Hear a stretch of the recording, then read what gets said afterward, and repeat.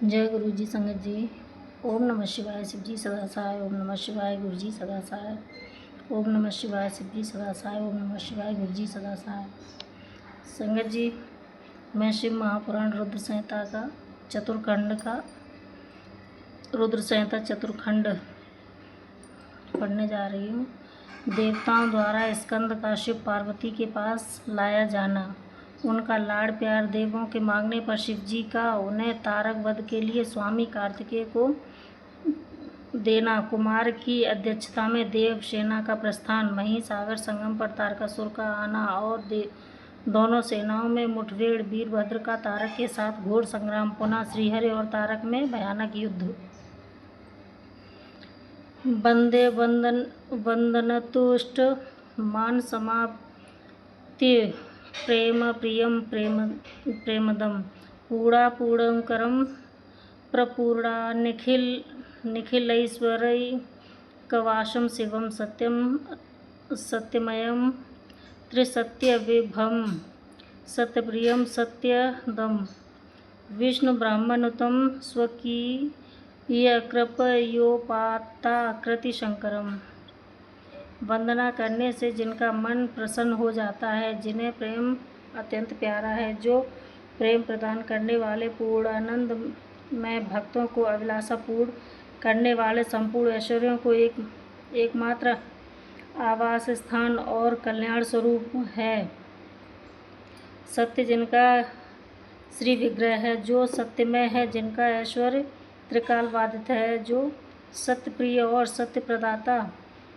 सत्यप्रदाता हैं, ब्रह्मा और विष्णु जिनकी स्तुति करते हैं, स्वेच्छा अनुसार शरीर धारण करने वाले उन भगवान शंकर की मैं वंदना करता हूँ।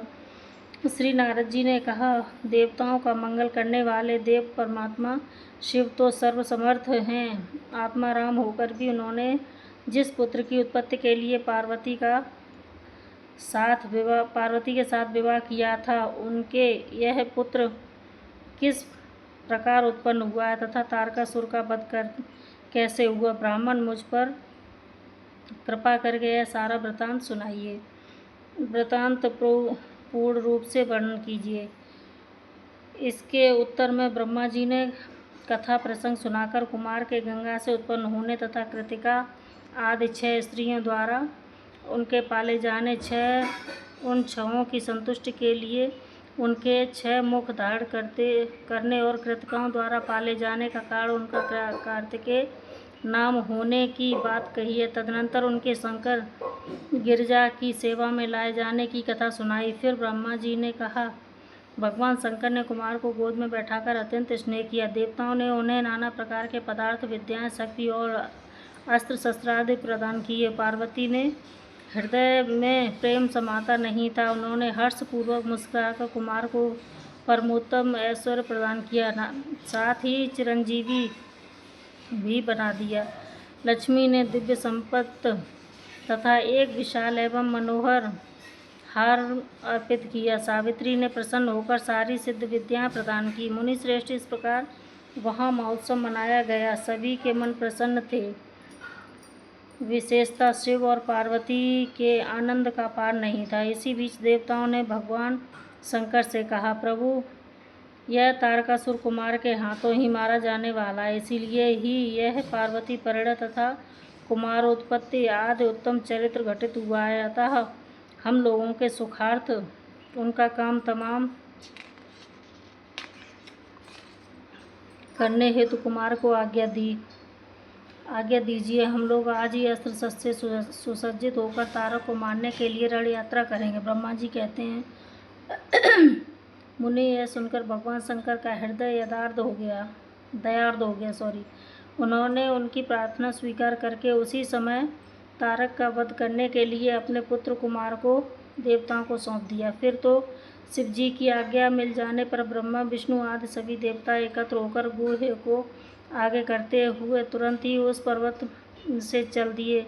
उस समय श्रीहरि आदि देवताओं के मन में पूर्ण विश्वास था कि ये अवश्य तारक का वध कर डालेंगे। वे भगवान शंकर के तेज से भावित हो कुमार के सेनापतित्व में तारक का संहार करने के लिए रण क्षेत्र में आए। उधर महाबली तारक ने जब देवताओं के इस उद्योग को सुना, तब वह भी एक विशाल सेना के साथ देवों से युद्ध करने के लिए तत्काल ही चल दिए।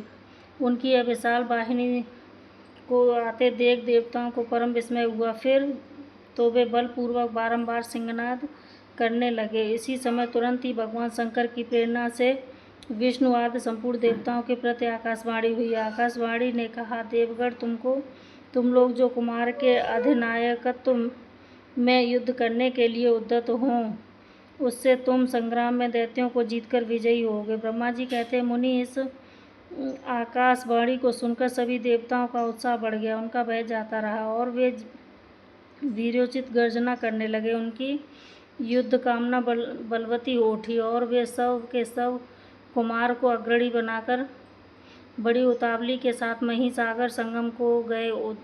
उधर बहुसंख्यक असुरों से घिरा हुआ वह तारक भी बहुत बड़ी सेना के साथ शीघ्र ही वहां आ धमका, वहां जहां वे सभी देवता खड़े थे। उस असुर के आगमन काल में प्रलयकालीन मेघों के समान गर्जना करने वाली रणभेरियों तथा अन्यान्य कर्कश शब्द करने वाले रणवाद्य बज रहे थे। उस समय तारकासुर के साथ आने वाले दैत्य ताल ठोकते हुए गर्जना कर रहे थे। उनके पदाघात से पृथ्वी कांप उठी थी। उस अत्यंत भयंकर कोलाहल को सुनकर भी सभी देवता निर्भय ही बने रहते थे। वे एक साथ मिलकर तारकासुर से लोहा लेने के लिए डटकर खड़े हुए। उस समय देवराज इंद्र कुमार को गजराज पर बैठाकर सबसे आगे खड़े हुए। वे लोकपालों से घिरे हुए और उनके साथ देवताओं की महती सेना थी। तत्पश्चात कुमार ने उस गजराज को महेंद्र को दे दिया और वे स्वयं एक ऐसे विमान पर आरूढ़ हुए जो परमाश्चर्यजनक तथा नाना प्रकार के रत्नों से सुशोभित था। उस समय उस विमान पर सवार होने से सर्वगुण संपन्न महायशस्वी शंकर पुत्र कुमार उत्कृष्ट शोभा से संयुक्त होकर सुशोभित हो रहे थे। उन पर परम प्रकाशमान चवर डुलाए जा रहे थे। इसी बीच बलाभिमानी एवं महावीर देवता और दैत्य क्रोध से विवल होकर परस्पर युद्ध करने लगे। उस समय देवताओं और दैत्यों में घमासान युद्ध हुआ। क्षण भर में ही सारी रणभूमि रुंड मुंडों से व्याप्त हो गई।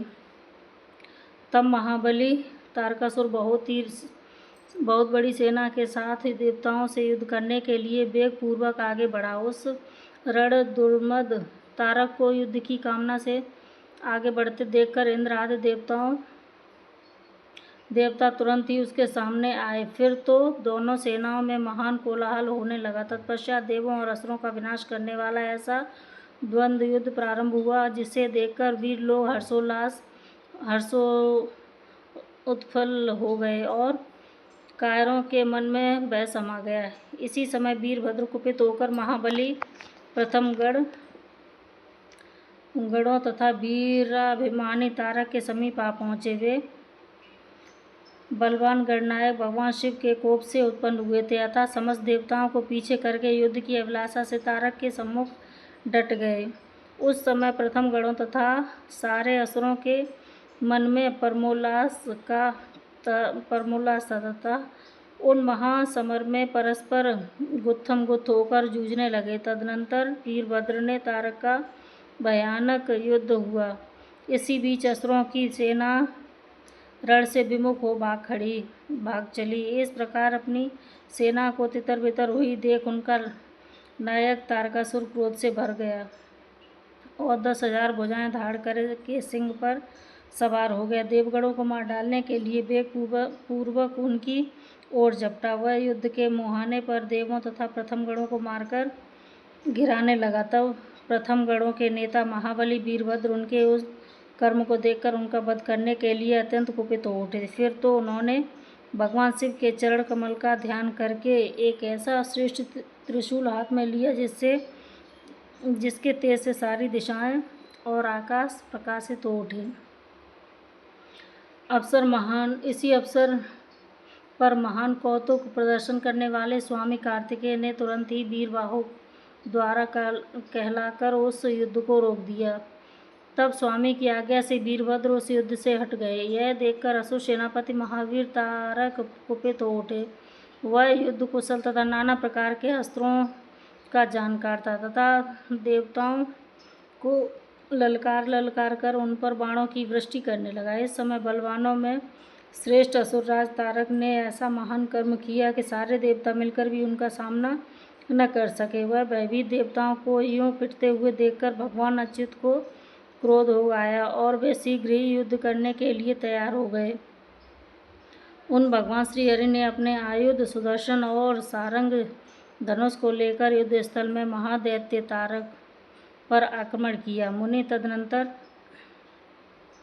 सबके देखते देखते श्रीहरि और तारकासुर में अत्यंत भयंकर एवं रोमांचकारी महायुद्ध छिड़ गया। इसी बीच अच्युत ने कुपित होकर महासिंहनाद किया और धधकती हुई ज्वालाओं से प्रकाश से अपने चक्र को उठाया। फिर तो श्रीहरि ने उसी चक्र से दैत्यराज तारक पर प्रहार किया। उसकी चोट से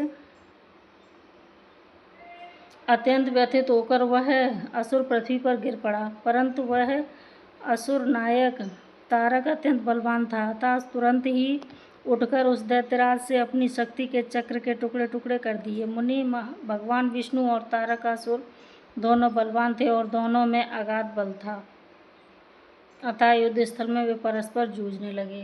राधे राधे।